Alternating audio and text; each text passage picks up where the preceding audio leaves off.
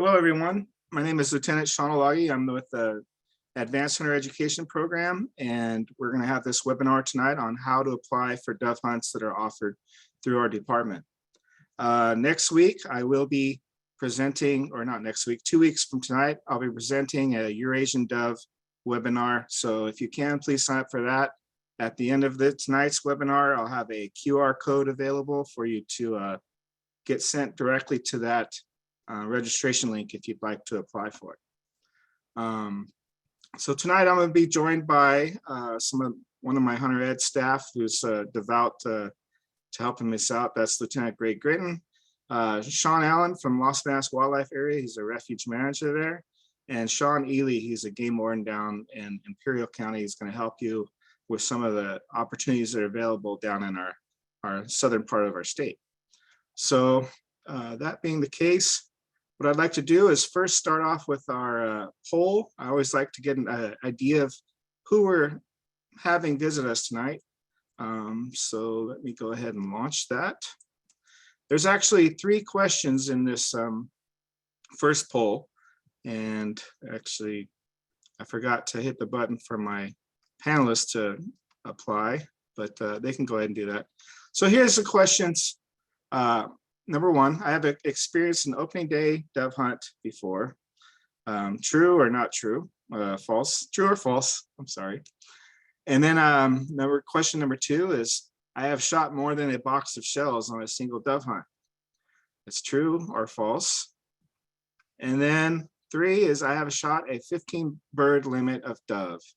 True, false, or no, only a 10 bird limit. And the reason why that's there is because I don't know how many years ago it was now, maybe 5 or 6, the dove limit was 10 birds at that time. And we're now up to 15. Not a trick question, just what it is. So here we go. I'm going to go ahead and end it now. I'm sorry I don't have any jokes there. That comes for later. So I'm going to share my results with you. So tonight, this question, it looks like we have a 50-50 mix of people who have actually hunted on opening day versus people who haven't. It's perfectly 50-50. I have shot more than a box of shells on a single dove hunt. 53% said true. That's typical. Doves are very hard to hit, so you can end up shooting more than a box of shells. And then the number of people who have shot a 15 bird limit, we had 17% there, and 20% who've shot a 10 bird limit. So have a lot of newbies that haven't really shot a limit of doves yet. So thanks for coming. This is the right place for you tonight. All right, next poll is going to be on hunting grounds. So questions, there's 2 questions in this one. I've hunted doves on state wildlife areas. True or false? And my best dove hunts have come on first choice public ground, second choice private ground, or third choice, I don't know. Maybe you set up somewhere you didn't know where you were hunting, and luckily you didn't get a ticket for trespassing or something. Wow, this one's proving different. So I'll give you 5, 4, 3, 2, 1. These results are interesting. So I have hunted doves on state wildlife areas.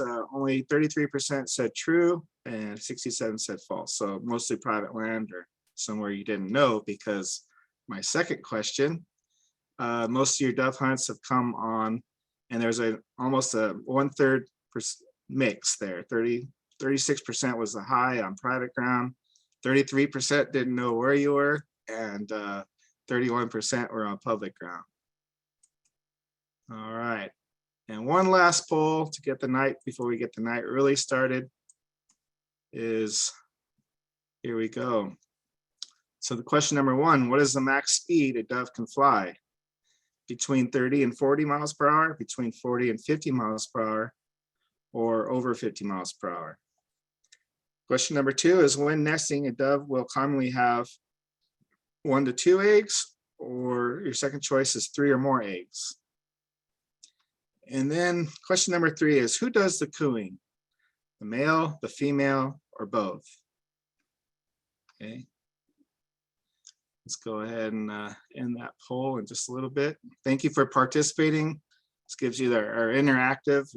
We enjoy talking to you on some of these topics. So, and I'm going to end the poll in 3, 2, 1. Share the results. So the right answer is actually over 50 miles per hour. So they have been clocked up over 50, well, at 55 miles per hour for a mourning dove. And question number 2, when nesting, a dove will commonly have 1 to 2 eggs. So 50% of you got that right. That's pretty much the typical clutch size. And let me tell you, doves make the worst nest. They are bad nest builders. They'll lose a lot of eggs just because they try to balance them on a stick.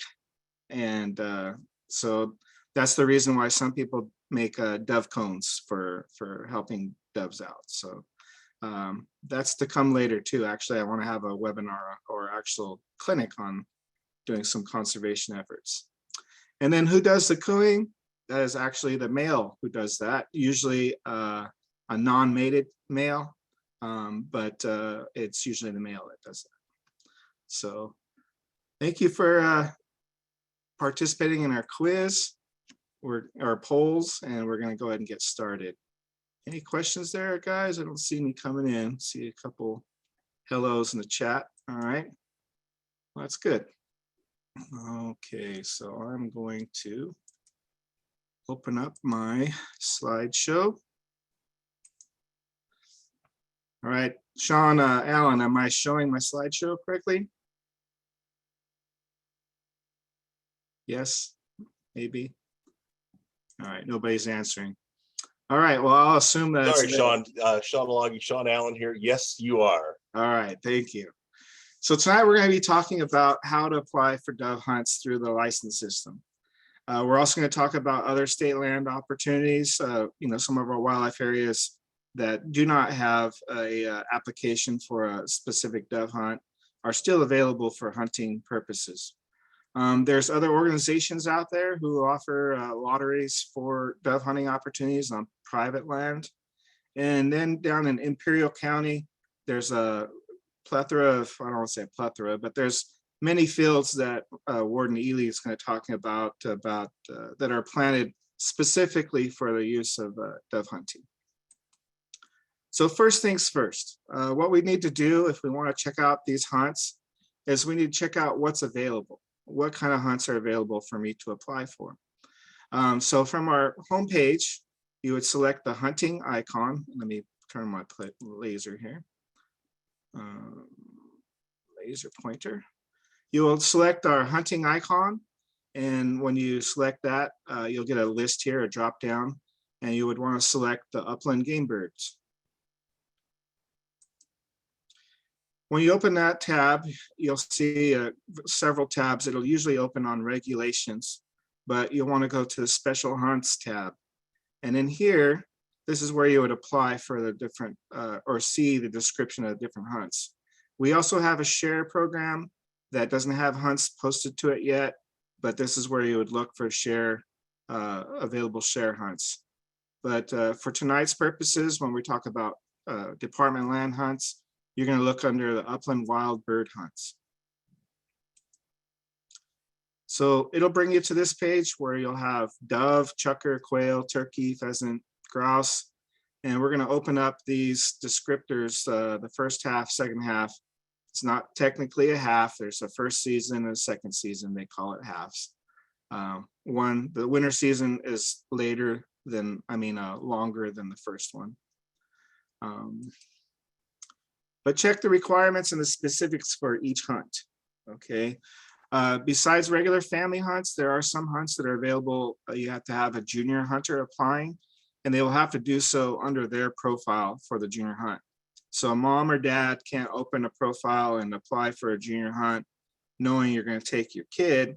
You have to have your son or your daughter or niece, nephew, whoever might be kind enough to take you, open up their profile and apply for the junior required hunt. There's also mobility impaired hunts where the part one, at least one participant needs to be mobility impaired. And if you need to have a question with what the regards are to mobility impaired, you can contact the hunt leader. Okay, you might need to know specifics too about access for that hunt.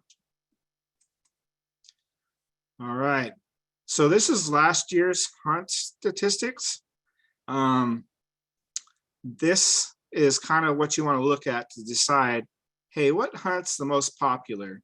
What do I need to maybe look at as possibly applying for? The quotas are pretty much the same. The hunts available are pretty much the same, except the Consumnes River hunt is not going to be there this year.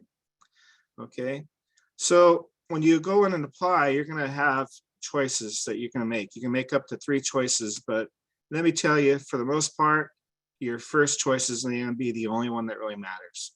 I'm giving a secret here that some people are going to hate me for it, but basically, if you put your first choice, you chose, let me see, all of these, there's only one of them that you had been guaranteed to, or 2 of them to be, you would be guaranteed to draw for. And that would have been the Chimeneas mobility impaired, because nobody put in for it. And there were 10 spots. Well, let me tell you first how they do this. So you're drawing, you might think that all the names go into one hat and they pull it out and they check your choices and see, okay, well, his first choice isn't available, but the second choice is, so we'll give him the second choice. That is not how it's done. They sort you by your first choice. All the first choices go into the first choice for that hunt. All the second choices, if they get that far, go into that specific hunt, and so on. So if there's more first choice applicants than there are hunts available, like here for number 1, there was 201 first choice applicants and the quota is 16. Well, it's not going to get to a second round. So the second choice does not matter. So as I was saying, Chimeneas last year had 0 applicants as a first choice. So if somebody had chosen a second choice, they had a 50-50 chance of getting it because the quota is 5 and there were 10 applicants in the 10 second round choice. The other place, the other hunt that went to a second round was the Pillibus hunt in the afternoon on the second day. There was 25 hunts available, only 16 put in for them as their first choice. It made it to the second choice, of which there was only 9 people that got selected out of the 28 people. Okay, so you can see what's available, look and see how many. Keep this in mind, Las Vegas had 100 spots. There were 487 people that put in for it. So you basically had a 1 out of 5 chance of getting drawn, right? Step-by-step instructions. Although you can apply in person at any licensed vendor, you may find it easier to just go online and do it. You must have a hunting license already or have one ready to purchase on your online purchase in order to apply for it. If you haven't selected your hunting license yet, you can apply for these hunts. This picture, just so you know, this is actually a Pillibus hunt. It was a junior required, that was my son. We got a little bit sunburned, as you might see. We got out there early at 12:30 or 1 o'clock when our hunt started, sat in this barren open field, almost melted away. My son said, "Dad, can we go?" I said, "Just a little bit longer." Well, within 20 minutes, the birds flew and we were done with our limit in like 20 minutes. So we had to wait about 2 hours for that to happen, but it was a great hunt. So continuing with how we do this. So from homepage again, you can go to licensing and hit the licensing tab, hit the drop down purchase a license or register for your Go ID. And on our license page, you're going to do your customer login and registration. So on this page, you'll enter your date of birth and your last name. Hit next. And from the next page, you're going to enter an ID type, which you can either be your Go ID, which is on your hunting license, or you can do a state ID, your driver's license, other types of IDs. Those are the two that are common, and enter the number. All right, you'll land on a customer profile page. So please make sure while you're on this page to update any email preferences that you may have.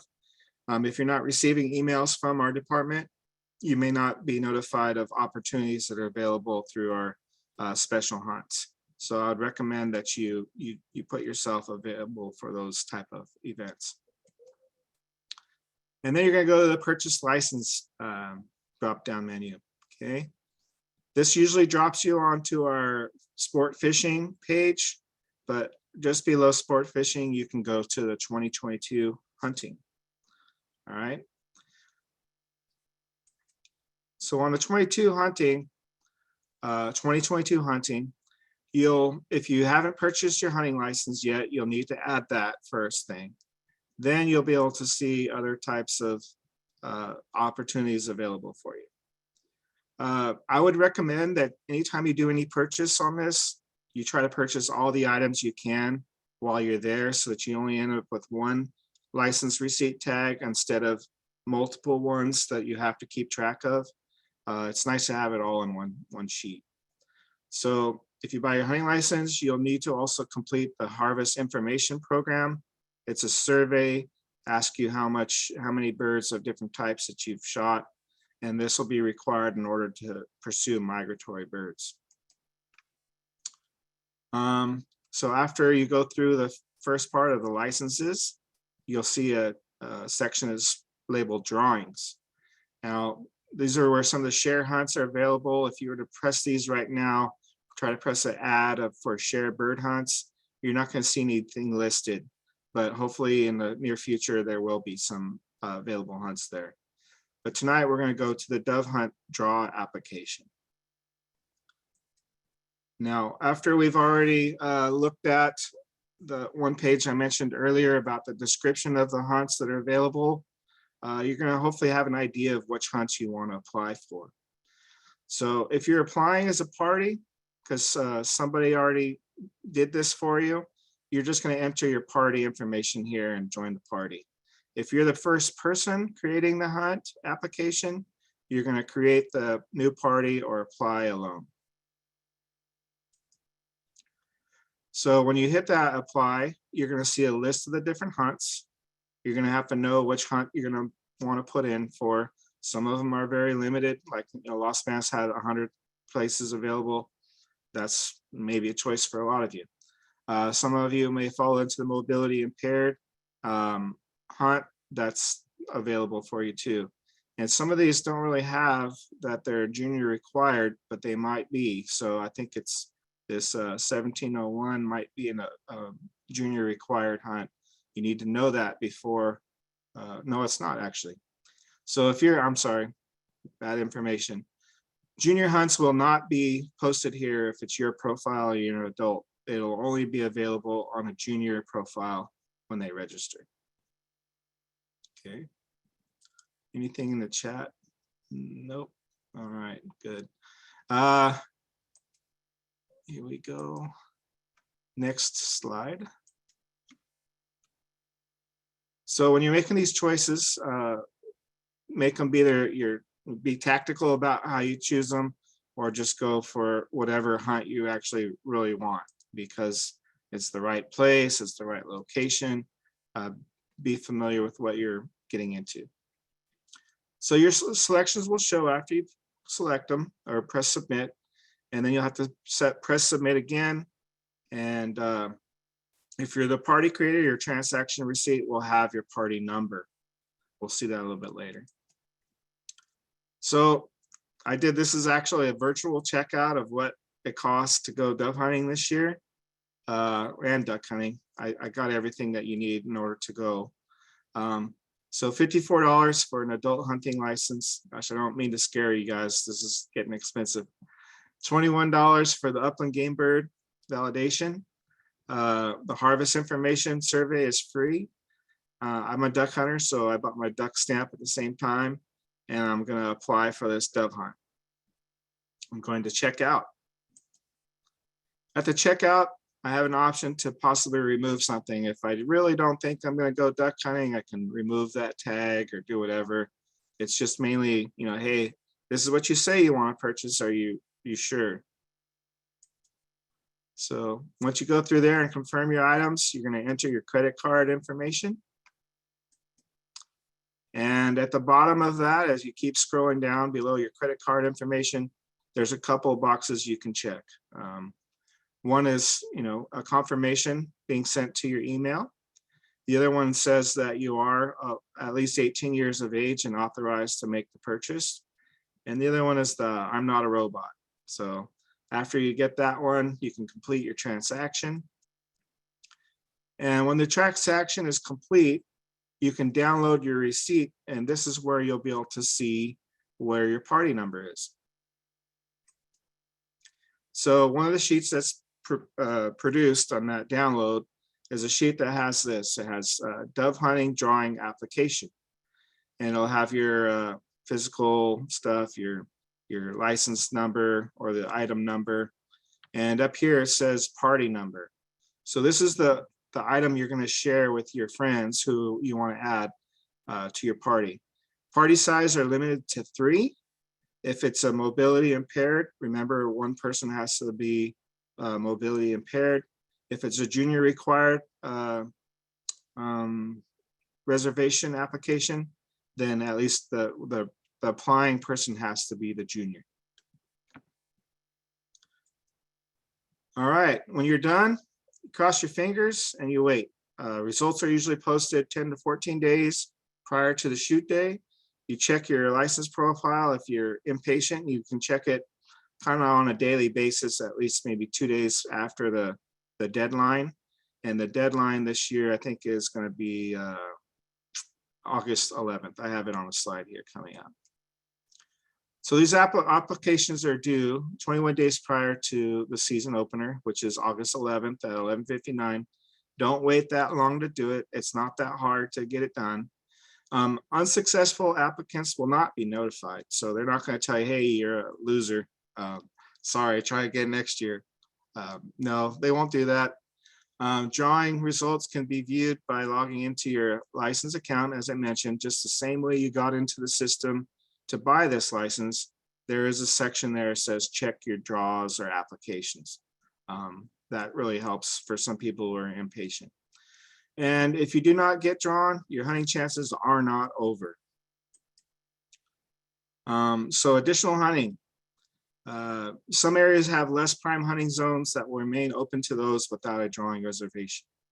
Check to see if there is a lottery to sign up for the night before the property. Sean Allen's going to talk to us about that in just a second. Another hunting opportunity is there are other type A and B and C areas that have hunting opportunities too. Check our public use of Department of Lands regulations to make sure that if you're hunting a state land property, that the dove are a authorized species of take on that property. Guys, would you go ahead and come on, Sean and Sean Allen and Sean Ely? We have 3 Seans on tonight. Unmute. All right. And one thing that's really nice about this early dove season is you do not need a refuge pass in order to hunt on our wet refuges during the first season. After the second season, if you're trying to go on dove hunting, you will have to have a refuge pass in order to hunt that area. All right. Before I start with you, Sean Allen, I would like Sean Ely to talk to us about down in Imperial County, if possible. Sean, you there? Yeah.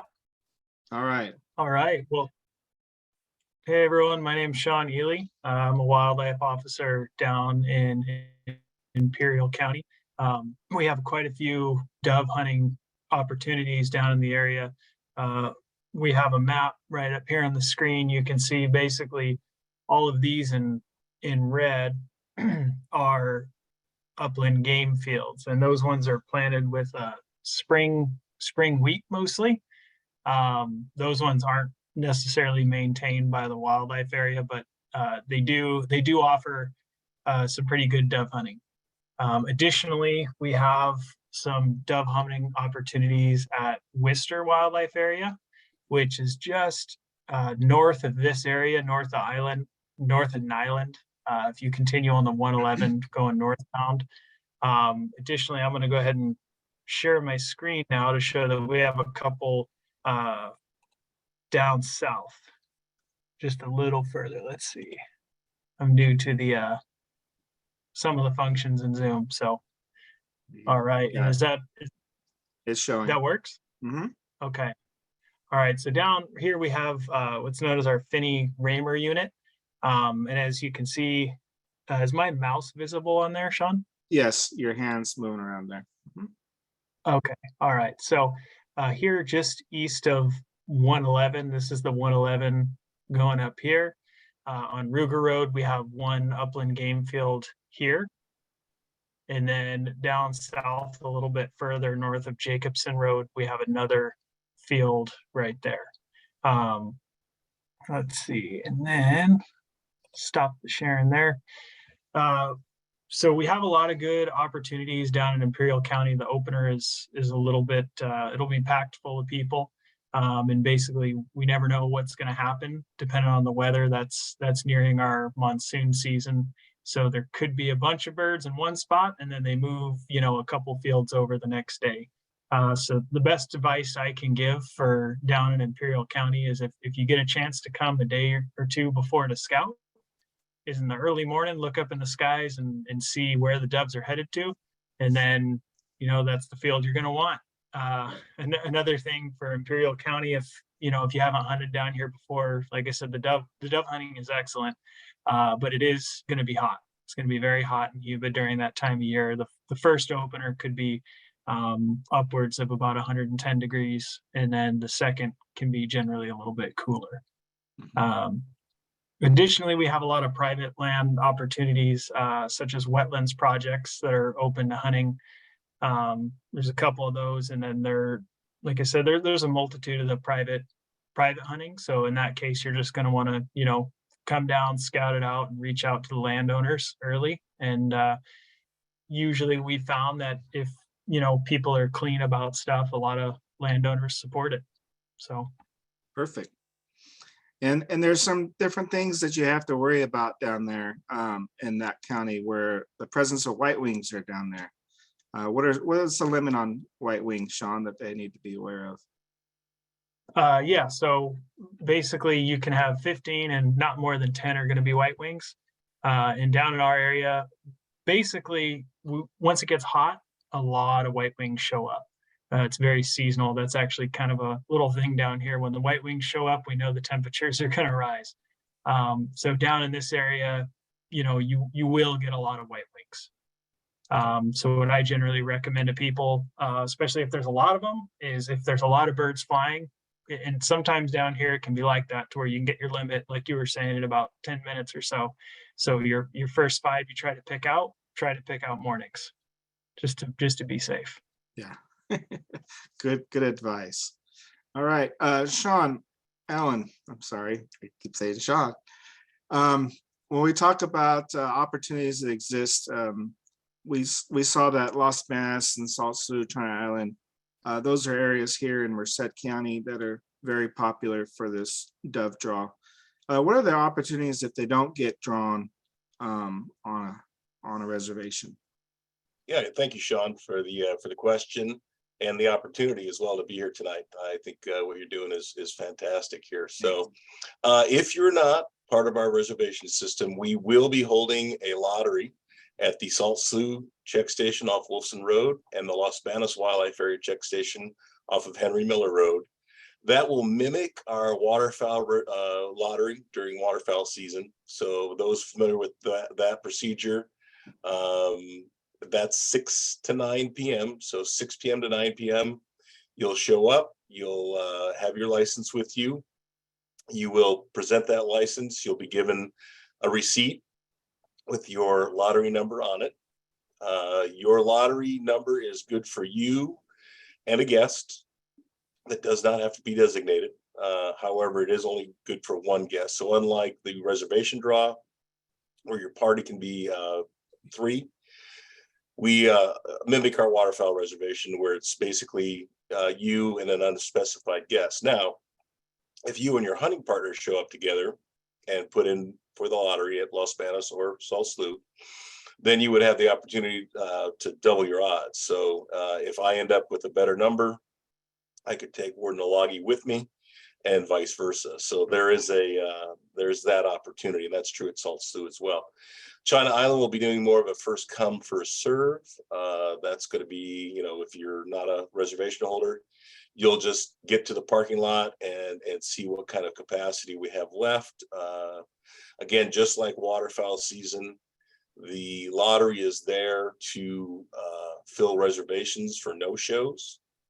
And so the idea is whatever our quotas are, if we don't fill them using our reservation system, which is fairly typical, not everyone's able to show up, or sometimes they get a better offer. That's when we go to that lottery.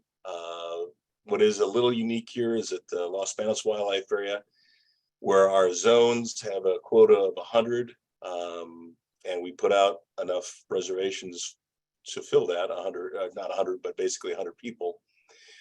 If those don't fill, we're able to use the lottery to fill those zones. In addition to that, we have another quota of 50 for free roam. So that's outside of our zone 1, zone 2, and zone 3. Those zones are typically where our forage plots are. And the free roam typically is areas that will surround those areas and kind of be a flight line. I'm going to piggyback on something Sean said earlier, a little off script, but scouting is very important, but we really encourage you to scout from afar. There's too often that the night before the dove hunt, we have lots and lots of people out walking around in the dove fields, and they just can't understand why all these doves were there that night, and the 50, 60 guys that chased them out, none of them showed up the next day. So, scouting is imperative, but let's do it from a distance. Let's get those binoculars out, and let's do that. That way, we're not walking through the forage fields, and we're not, blowing birds out. So that was just kind of in my experience, we've seen that where it doesn't help the cause the next day. So, yeah. So that pretty much addresses the lottery and the way we refill. I'm sorry, not refill, but backfill, no shows on reservations, and the fact that we have free run opportunities and above that quota at Los Banos as well. Good. And there's other areas besides the one that Sean's talking about close, but like Mendota Wildlife Area typically has had a good dove hunt available out there. But you might have to check with the actual refuge to see how they might be running their hunt opportunities for that opening day. Yeah, I would suggest that, and you can reach out via email, or you can call down to their area. My recollection is that it's not a reservation hunt, obviously, but it is somewhat regulated in the morning. So, and they have a capacity as well, and that's always with the thought of safety. We don't want to have so many people out there that it becomes unsafe. And that's a big reason why here in Merced County, we've gone to these at least morning reservation hunts, is to try and reduce the crowding and some of the unsafe practices that occur when we've got, people on top of one another. So, yeah.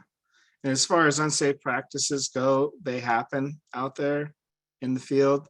So what I would recommend is any participant of a dove hunt wears safety glasses opening morning. You're going to be around people who may not have the gun handling ability that they should have, or they get too excited and they get unaware of the things that are going on because it's fast and furious.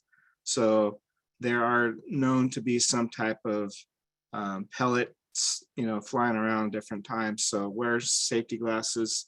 You don't really necessarily want to wear blaze orange. That doesn't really go too well with a dove hunt, but if that's what you want to do to make yourself safe, by all means, you might get yelled at, but that's kind of what I just want to prepare you for that.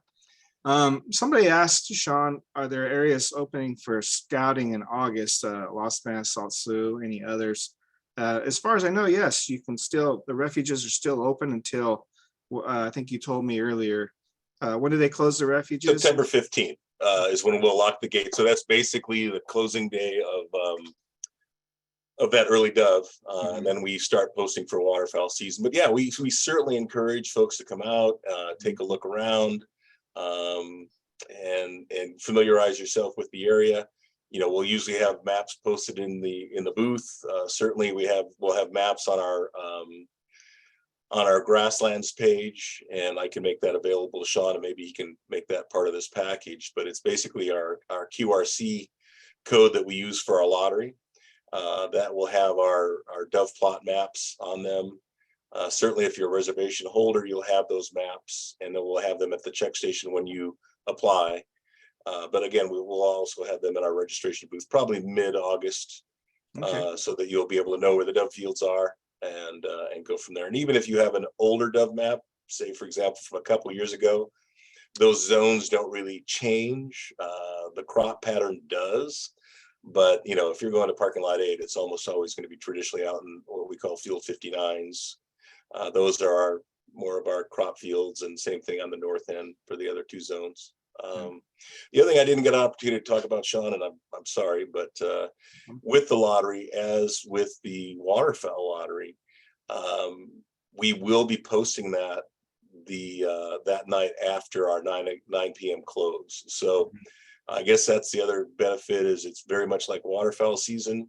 If you get here at 6:30 and you get your number, you can actually check your results in about 9:15, 9:30 is usually when it posts. And so you'll be able to go online and check your results and see how you did, versus having to hang out at the check station and wait for it to be posted in the window like the old days. So That's what I used to do. Yep. So that was something that we've got, that I was remiss in not mentioning earlier. But so yeah, that's another benefit, is you don't have to come like we used to do 10 minutes before 9. Put your number in and then hang out until 5-10 minutes after to check it in the window. So Perfect. One thing I want to tell people too, as far as an enforcement officer on some of these wildlife areas, on openers, people drive way too fast. So I would warn people against that. There have been some speeding tickets written on our wildlife areas for people exceeding speed, traveling unsafe. So it's be 25 miles per hour. Try to stick as close as you can to that. People should not be unloading stuff between parking lots and such. So if people are roaming around, dogs are roaming around, and you're speeding through, we can have an accident. So we don't want that to happen. Let me get back to my share, and we'll see what else we have to talk about on our program. All right, so we talked about the Imperial hunts. Thank you, Ms. Ward Neely, for presenting that.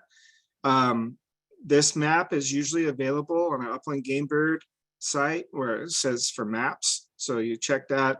The 2022 Imperial map has not been added yet. Hopefully soon. Okay, I think if you look at it now, this is the 2021 map. 22 should be added in the near future. All right.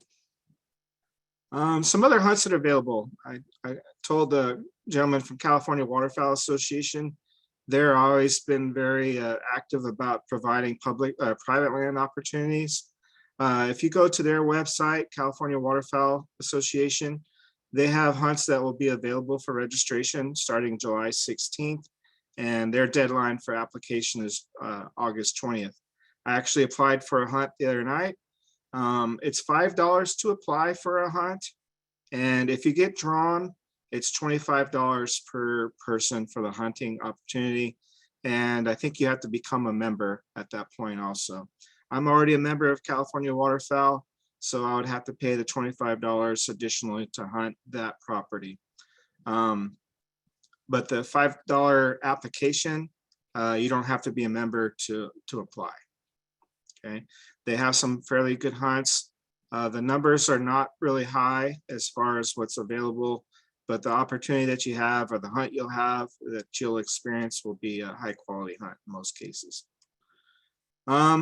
And that's about it. we had an early webinar. I didn't want this one to last too long, but if you're interested, this is new. I put a QR code here. You can go ahead and take a picture of that with your phone or tablet, wherever you may be not watching this with, and it'll send you directly to our registration page for our Advanced Hunter Ed clinics. In that list will be the Eurasian Dove Clinic, and you can go ahead and register for that. At this time, though, if there's any questions, I would like to go ahead and address them. This is a short and sweet webinar. We just wanted you to be able to come online and just see firsthand how to apply for this hunt. There's one question here. I'll answer live.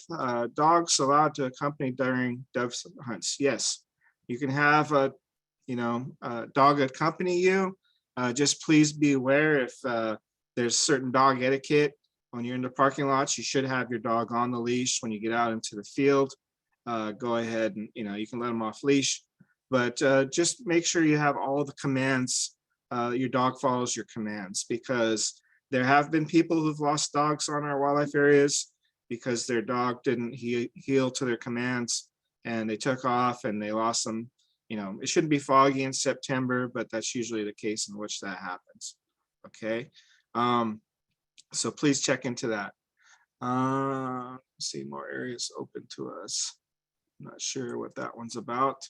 As far as what pays for these opportunities, the upland game bird stamp that you purchase is what's used to help purchase the seed and help the crops get planted and put out there into. That's what your upland game bird, part of your upland game bird fees go into those opportunities. So every refuge manager has different ways in which they spend those upland game bird opportunities. Some plant pheasants, some plant crops, but those are the things that your money go to. So how can I volunteer on a refuge? Sean Allen, do you want to address that? Is there any opportunities for volunteering on refuges or work days? Sure, Sean. No, I appreciate that. Actually, here in the grasslands, the state wildlife areas, we don't bring on a lot of volunteers. We're happy to, bring folks on a limited basis, but we don't have a work day at this point anymore.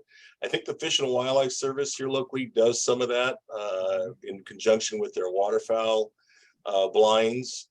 But we can certainly talk if everyone would like to reach out to me.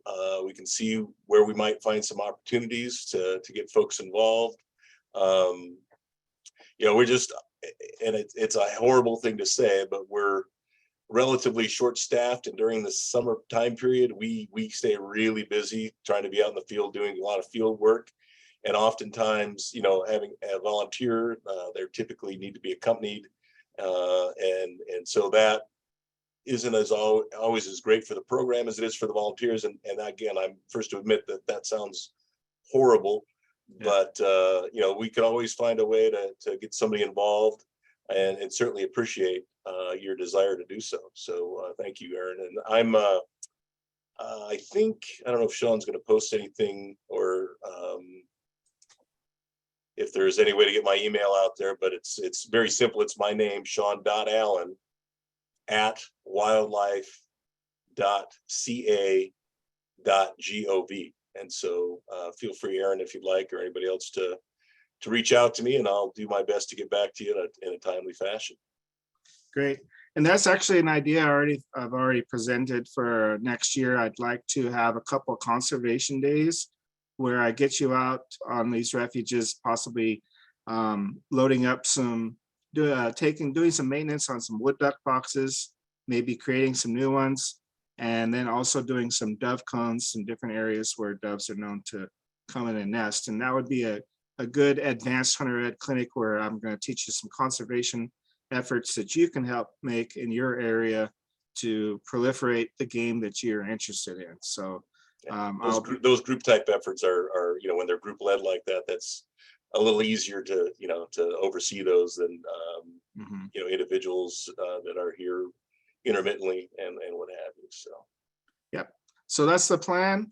This next year we'll hopefully have a couple of those opportunities for conservation clinics where you'll learn some of the more basic stuff about the animals that you're interested, the birds, we maybe go and visit some, what are they called? I'm sorry, some water places. I'm running out of the words for it right now. Anybody? Oh, guzzlers. That's what I'm talking about. Doing some guzzler maintenance, learning some conservation efforts that are done in that aspect. And then you get to learn where the guzzlers are. Not that you want to hunt completely around them, but it gives you an opportunity to know areas that are out there and the efforts that are made by us, the department, and government agencies such as CWA, Quails, different organizations that help us as hunters. So not seeing any more questions. Thank you for your comments. Thank you for your participation. And once again, please use this QR code here if you want to register for next webinar that's taking place on July 21st. Also look at our live in-person clinics if you want to attend those. We have some spaces available still. So good night, have a good one, and good luck with your draws.